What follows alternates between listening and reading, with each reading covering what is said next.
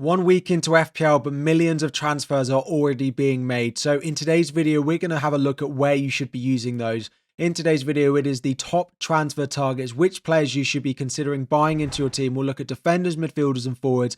We'll pick about a bit of the data we've seen in the opening week. We'll have a look at a few players you might consider selling and talk about your most popular transfers you're considering making for FPL in Game Week 2.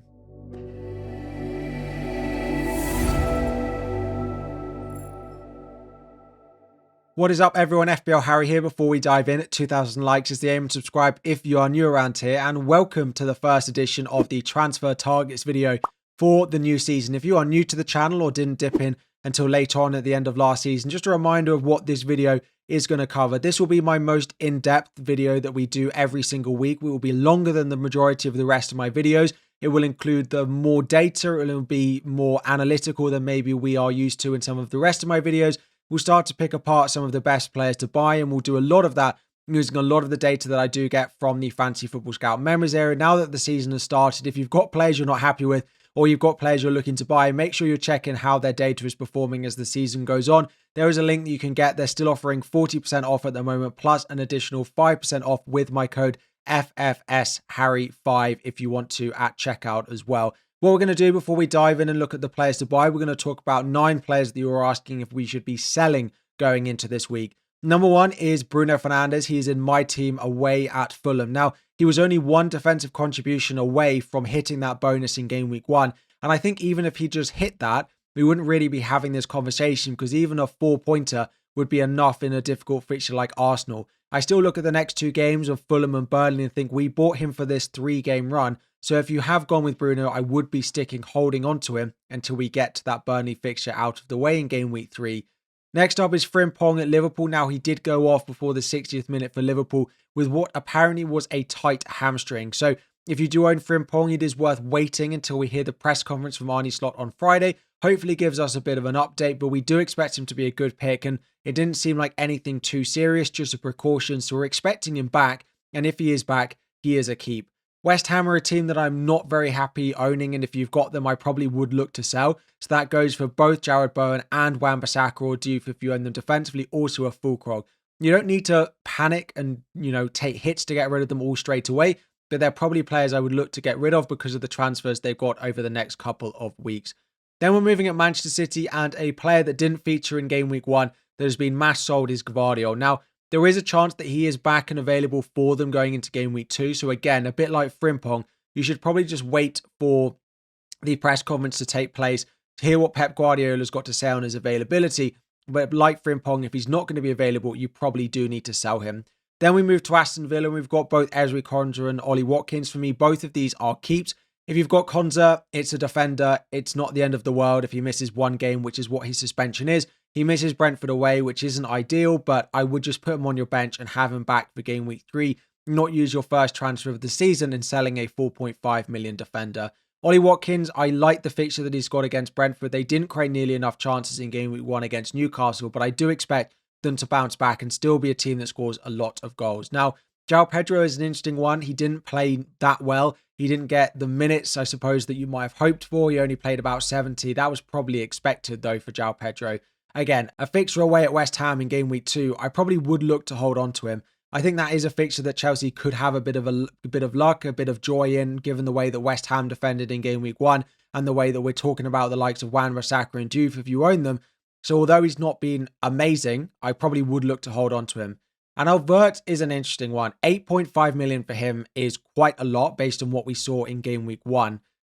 There is part of me that thinks he's just going to be an assister or an assister. Of course, he'll get some goals, he'll get some assists, but he'll be that player who creates an awful lot. But whether his FPL returns will quite reflect that or not, I don't really know. There is also what's going to happen with Gravenberch coming back into the team for a physical match that they've got away at Newcastle in game week 2. I posted on Twitter asking Liverpool fans who's likely to drop out of the lineup if Gravenberch comes back in. Some people said, of course, it could be Frimpong if he's not available. People said that it could be Gakpo, it could be Ekitike, it could be Szoboszlai, it could be McAllister, or it could be Vert. The most people said that it is likely to be Dominic Szoboszlai that drops out, but there were a few people just saying that his pressing ability in a game like that Newcastle fixture could mean that Szoboszlai does keep his place. Now, it is very likely that Wirtz does play. At 8.5, I probably would give him another week. I'd probably give him another couple of weeks, even to the Burnley fixture in game week 4. But there is part of me that just wonders if he's going to be creating a lot for his team, but actually his product, once we get to FPL returns, won't be quite as much as we want. But I would be keeping hold of him. So next up, what we do is we have a look at the fixtures for the next 6 weeks ranked by overall difficulty, so including both attack and defence. So at the top, we have Aston Villa. One of the reasons I would urge you to hold on to the likes of Ollie Watkins, Ezri Konsa, Morgan Rogers if you went on any of them. Next up is Bournemouth. So they shoot up right to the top of the list now that they've got that Liverpool fixture in game week 1 out of the way. If you're looking goal, the likes of Petrovic is appealing, Senesi or Trafford in defence. If you're looking in midfield, of course, you can go and buy Semenyo or Evan Nilsson up front. They have lots of nice options. Sunderland are in third. Now, although they were great in game week 1, I still don't think we need to be using transfers early on to go and buy them. There's a lot of, narrative to be said that it's their first game back in the Premier League. It was at home. Are we going to see that continue? There were a couple of the newly promoted teams last year that actually did quite well in game week 1, but then massively fell away. So let's give Sunderland a couple more weeks before we actually go and decide to buy into them. Spurs are next, and then again, their Manchester City fixture in game week 2 means they're probably not invested now. But once we get to game week 3, their run does look really nice. So the likes of Mohamed Kudus, the likes of Richarlison, if he's still playing, although I doubt he will. I think it will be Slanky who comes back in. Plus all of the defenders, maybe perhaps Sarr in midfield as well, are definitely going to be ones that we have a look at. Wolves are next. I like their defenders. I like Agbadu. I like in their midfield Arias if he comes back into the team, although he didn't feature in game week 1 from the start. But really it is Strand Larsen, and we'll talk about him when we get to the forwards later on. You've then got the likes of Chelsea, Nottingham Forest and Man United and Fulham up there as well.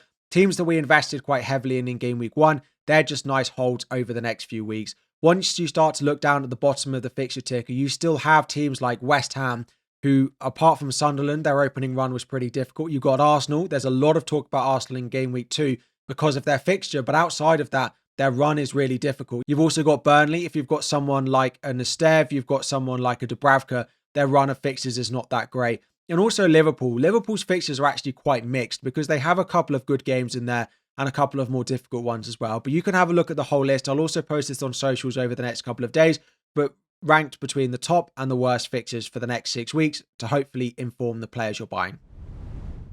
And the next thing that we do in this video is we have a look at the overall data. Now, normally what we do is we have expected goals for each team and expected goals for the last 6 for each team. And then we do the same for expected goals conceded on the right-hand side. But of course, we've only got one game week of data left. So for the first few weeks, what we're going to do is have a look at it and compare it to that of last season. But it is ranked on the left by the best attacks in game week 1. And on the right, you've got ranked by the worst defenses in game week 1 as well. Manchester City up there created the most XG, followed by Tottenham, followed by Liverpool. You've also got Leeds really high up there.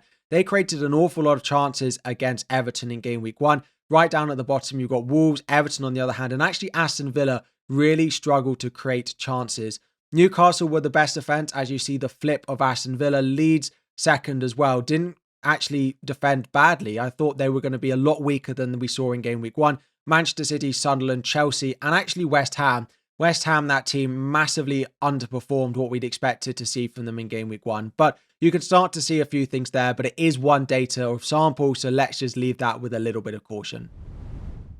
Now, the team that we want to talk in a little bit more depth about is Arsenal, because they are getting an awful lot of attention because they are the best team to buy for game week 2, because Newcastle play up against Liverpool, and you also have Manchester City playing up against Spurs. So 2 big matchups for the 2 teams that we have a lot of investment in and would traditionally pick our captains from some of those teams.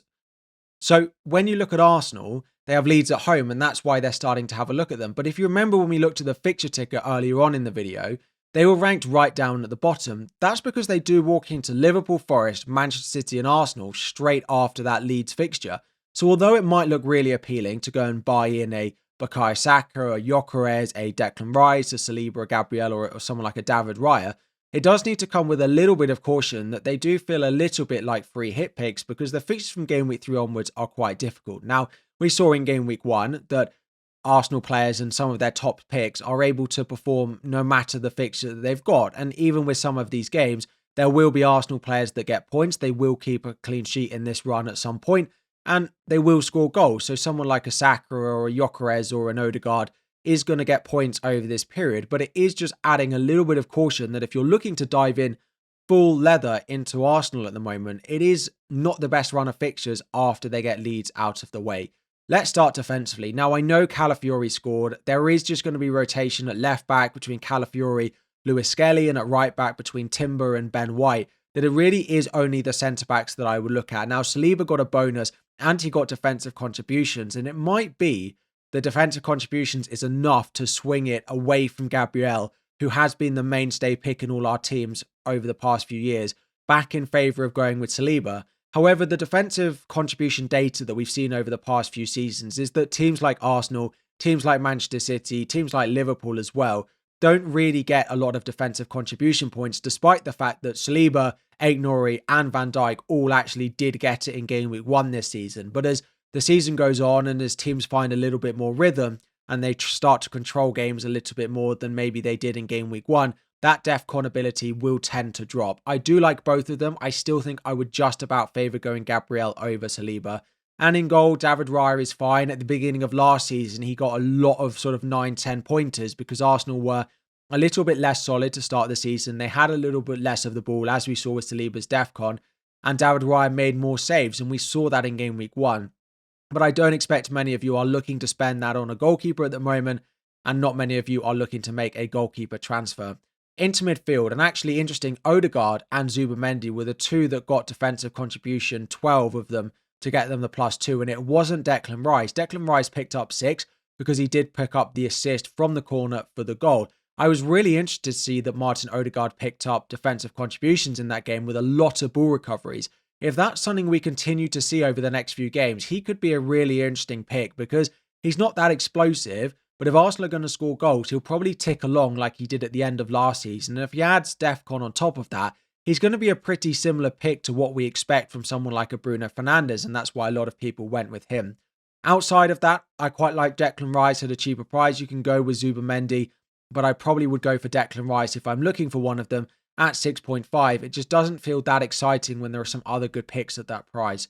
Bukayo Saka, if you can get up to him, is really interesting. But what is of note, it sounds like from some news articles from Gyökeres' sort of camp, he has been promised that he will take penalties for Arsenal this season, which does dampen Saka a little bit. Now, he has handed penalties out over the past couple of years, which means that penalty appeal isn't that high anyway, but it does just impact whether Bukayo Saka is actually worth it for 10 million, because we've often said Saka is worth it over Odegaard because of his set pieces and because of his penalties, but if he's not going to take them, it does dampen him a little bit, and it does boost Gyökeres. My only concern with him is he played 59 minutes. He just doesn't look up to speed yet. I do expect him to start Leeds, but do I think it's possible that the link play that someone like a Kai Havertz adds could start Liverpool? I absolutely do think it's possible. So I like Saka. I actually don't think I'd be buying Gyökeres unless I was on a free hit. If I was going defensively, I'd buy Gabriel. I don't mind a punt on someone like a Declan Rice if you need that price point. So now what we do is we have a look at my top players to buy by position going into Game Week 2.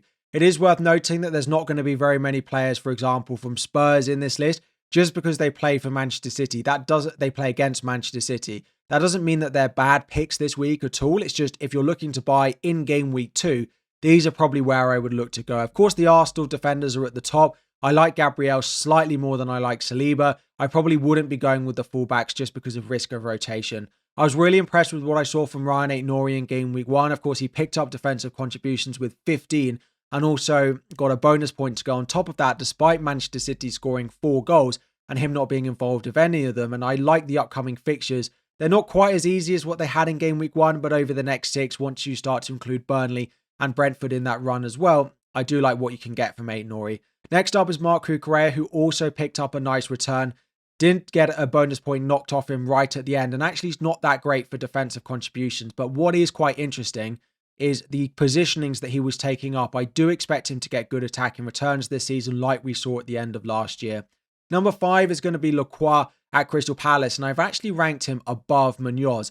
That is because he made 16 defensive contributions, and he is one of those players that ranks really, really high for that metric. And we are expecting to see that again this season. And when you look at the Crystal Palace fixtures that they've got over the next few weeks, I can see him doing really well. Just like I can see Munoz doing really well, which is why he's in here. But I'm not sure Munoz is definitely going to be worth the value over going for Lacroix, given the defensive contributions that he could add. Next up is James Tarkowski, who didn't quite get the clean sheet late on, wiped out by a penalty, but he again smashed the defensive contributions with 15. And with the fixtures that they've got, I expect him to continue to tick along nicely. In terms of the cheaper options that you could look at, I like Chris Richards more than any of them now that Chelsea fixture is out of the way, even though they did actually keep a clean sheet in that game. He didn't get loads of DEFCON in this game, but I do expect him to do well for it. Then it's Senesi of Bournemouth, who did do really well for it because he played a Liverpool team. But the fixtures for Bournemouth from game week 2 onwards look really nice, which is why there's a lot of interest in the likes of Evan Nilsson and Semenyo. And number 10 is going to be Agbadu. Again, a lot of people didn't look at Wolves because of the fixture they had in game week 1, and Manchester City created an awful lot of chances against them. But from game week 2 onwards, the Wolves fixtures, just like with Strand Larsen, start to look pretty nice. And I quite like him at 4.5 when you add the DEFCON ability on top. Then moving into midfielders, if you do have the ability to spend the money on Bukayo Saka, I do like him. He's predicted to be one of the highest scoring midfielders in the entire game on the Fantasy Football Scout members area over the next 6 weeks with over 30 points, particularly driven by Leeds at home and West Ham in a few weeks' time. Semenyo is the next one if you can't get up to Bukayo Saka. I really like that. 15 points in game week 1. He was top for XG amongst any of these midfielders that we're looking at as potential buyers, and they do play Wolves at home. Also a nice run of fixtures over the next 6 weeks. I've then got Reinders, and he is the poster boy. He looks like a great buy because of his price, but I do actually prefer Semenyo and Saka in terms of buys if you've got the budget for him. But in terms of value, Reinders have got to be right up there. With performances like that, you've got to expect he keeps his place in the Manchester City team. Now, his predicted points are a little bit lower just because there is that little bit of uncertainty of his minutes. And until we learn exactly how many minutes he's going to play week in, week out, predicted points will tend to reflect that just a little bit. But from a personal point of view, if he plays like that, I can't see him coming out of the team. I've actually got Morgan Rogers in next, and I think we need to forget the Aston Villa game in game week 1, because if you look at the Villa fixtures for the next 6, he didn't have a lot of involvement. They didn't create many chances. But if we move past that and we look at the way Villa were last season, we look at what they've got over the next 6, I do think we'll do well. I do prefer him slightly over Declan Rice just based off the fixtures. Like Declan Rice this week looks great, but over the next 6, I probably just about prefer Morgan Rogers. But if you want to go on Arsenal and you don't have money for Saka, I do like Declan Rice. I've got Gakpo in next. I actually was really impressed with him in game week 1. The way he filled that left wing role, I do expect him to get a lot of minutes. The next couple of fixtures are not great, but then it gets really good again from game week 4. And at 7.5 million, I think he's going to push Wirtz pretty close for total points this season. Then we're looking at Anthony Gordon. Now, it is worth noting that he played up front in this game. He did get chances in behind. He is on penalties at the moment, but if they do sign someone like a Johan Visser, who they are heavily linked with, after Alexander Isak has almost declared that he is officially not going to play for them again and is definitely leaving, that might dampen his appeal. But he actually does play pretty well on the left. And if he's still on a lot of set pieces, you don't necessarily need to buy this week. But from game week 3, the fixtures look good. Similar story for Mohamed Kudus, picked up 2 assists in game week 1. He might actually end up playing up front as part of a 5-3-2 formation, which is what we've seen Thomas Frank do with both Spurs and Brentford when they play a slightly more difficult opposition. But very impressed by his creative ability. Ismail Assar, just like the Palace defenders, now that Chelsea fixture's out of the way, they've got to be on radar with the matches that they've got. And number 10, I've gone with Brian and Burmo. This could also be Bruno and it could also be Cunha. I still feel like it's a little bit up in the air exactly which of them it's going to be. And you might have watched that game and thought that Cunha was the best pick or Bruno is going to be the one. And that's absolutely fine. But I was quite impressed with Mbeumo, and he took some set pieces in that match for Manchester United, whereas we thought Bruno might take them all, which I think is quite interesting. And when you do look at the fixture that they've got over the next 6 weeks, I do expect Manchester United to score goals. They did create chances, so maybe Brian Mbeumo would be the one I would decide to buy now. And then moving up front, it is Erling Haaland in at number 1 if you've got. He does start the season well. I don't think we need to be absolutely panicking to go and buy them, but I do think Manchester City, with the likes of Reinders in there, Doku playing quite well, they've got Cherki, they've now got such depth to create chances late into games that they didn't feel like they had last season. So maybe Erling Haaland, if you've got the money, is worth it, but we'll talk about a couple of potential transfer combinations to buy him in just a moment. Next up is Ollie Watkins. I still like him for the next 6. I'm not particularly concerned by the performance in game week 1. And if you need a cheaper option, it's Strand Larsen. 6.5 million. The amount of chances they tried to create with him isn't really reflected in the XG because there were a lot of crosses that maybe the defender got to just before Strand Larsen did. But if you did watch that game, the whole team, just like at Forest, are sort of catered to giving Chris Wood chances. Whole Wolves team is catered to giving Strand Larsen chances at the moment. At his price, with the fixtures, I do like it. I do actually just about prefer Mateta over Chris Wood, just because Chris Wood was great in game week 1, but he played a Brentford team who are all over the place, and that's probably one of his easiest fixtures he's got for the next few weeks. Now, there is another entry point in a few weeks where the fixtures look pretty nice with Sunderland and West Ham, but I don't expect Crystal Palace and Arsenal in the next 3 games to give him quite as many chances as he got in game week 1. And then it's Evan Nilsson. If you wanted to buy in Bournemouth, I'd prefer Semenyo, but if you have a forward slot available, I'd go Evan Nilsson. Ekatike, now with what's happening with Isak, I would still offer a word of caution. I expect Ekatike to start game week 2 and start game week 3, but after the international break in game week 4, if Isak is signed, you never know what's going to happen. So a little bit of caution, but I do like him for the short term. I actually would buy him short term over Gyökeres because I think there was a little bit of uncertainty of minutes and he didn't look fully ready. In terms of cheaper options, I've gone with Thiago. He is a 6 million option. He took a penalty for Brentford, and they are going to get a big boost for the likes of Damsgaard, the likes of Schade coming back into that lineup. Surely they've got to be better than they were in game week 1. And then the 5.5 million option I've gone with is Pirro at Leeds. Didn't do that much. He could have taken the penalty, although he was taken off before it was awarded in game week 1. The upcoming fixtures are all right. He is 5.5 million, and Leeds did look like they wanted to score some goals. So finally, let's have a look at some popular transfer combinations that you are considering and whether I would do these. First of all is Frimpong to 8 Nori. If Frimpong is ruled out, I would do this, but I would wait until the press conference. Palmer to Bukayo Saka is not a transfer I'd force in this week, particularly with Saka losing penalties, it feels like, to Gyökeres. However, Gyökeres, I'm still not certain on his minutes, so no, I would not sell Ollie Watkins to Gyökeres. João Pedro to Chris Wood, I would also urge on the side of caution based off the fixture that Chris Wood has compared to who he played in game week 1. The memo of this week is, unless you really feel a gut feel that you need to make a transfer or you've got a big issue in your team, a lot of these transfers don't feel like you need to force them for game week 2. And then the big one, would I do something like an Ollie Watkins or a Jared Bowen and Cole Palmer to someone like an Erling Haaland or a Reinders or a Dewsbury Hall or a King at Fulham? For a -4, given we all only have one transfer, no, I would not do that. I do not think it is worth a -4. For Jared Bowen, it becomes slightly more appealing because I don't love him as a pick. If it's Ollie Watkins or someone like that, I definitely wouldn't do it. I would just be cautious with your transfers. Only make one transfer as a maximum this week and only do it if it's really, really necessary. And now, as I promised at the end of last season, and you were all very on board for me doing this, so we're going to do a bit of a chat about the matches and about teams specifically. So looking at clean sheet odds going into game week 2, these are using Rob T FPL over on Twitter. We will use his stats and his data all the time during my videos. Leeds at home for Arsenal is the only fixture that gets above a 40% clean sheet chance. Outside of that, there are some in that sort of mid-30 bracket and then all of them below.